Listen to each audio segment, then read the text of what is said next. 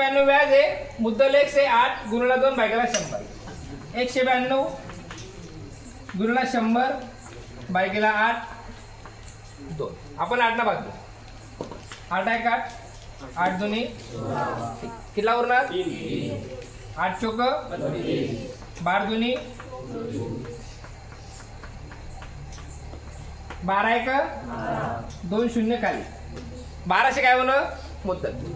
मुद्दल काढा टाइमला काय करणं व्याज समोर लिहावं त्यांना समोर x मुद्दल माने लिहावं त्यांना समोर मुदत त्यांना समोर दर भागिले 100. जो 100 आहे तो व्याज सोबत गुणिले लिहावं आणि जे 100 वर अंश लिहिलास त्याच्यानं खाली भागिले लिहावं. आपण काय करा 8 ना भाग दिला.